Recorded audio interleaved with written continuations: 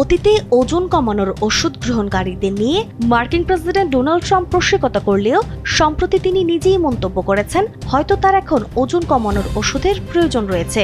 কেননা বয়স বাড়ার সাথে সাথেই ওজন বাড়ছে ট্রাম্পের, তাই তার বর্তমান শারীরিক ওজন চিকিৎসকদের চিন্তার কারণ হয়ে দাঁড়িয়েছে। তারা পরামর্শ দিচ্ছেন ওজন কমানোর।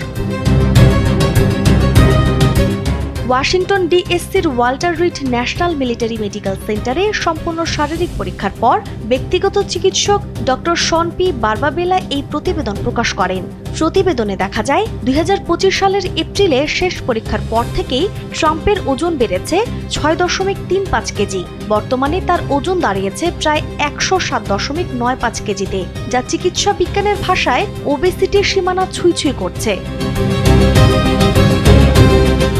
এই ওজন কমাতে ট্রাম্পকে নিয়মিত শারীরিক পরিশ্রম, খাদ্যাভ্যাসে পরিবর্তন এবং সুনির্দিষ্ট গাইডলাইন মেনে চলার পরামর্শ দিচ্ছেন তার চিকিৎসকরা।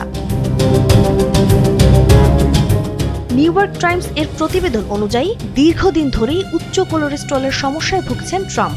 নিয়মিত সেবন করছেন ক্রিস্টোর ও জেটিয়ার মতো ওষুধ।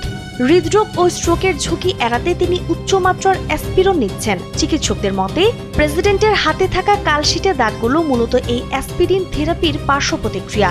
এছাড়া তার দীর্ঘদিনের সমস্যা ক্রনিক ভেনাস ইনসাফিসিয়েন্সি এর কারণে পায়ে কিছুটা ফোলাভাব থাকলেও গত বছরের তুলনায় তা বর্তমানে স্থিতিশীল রয়েছে।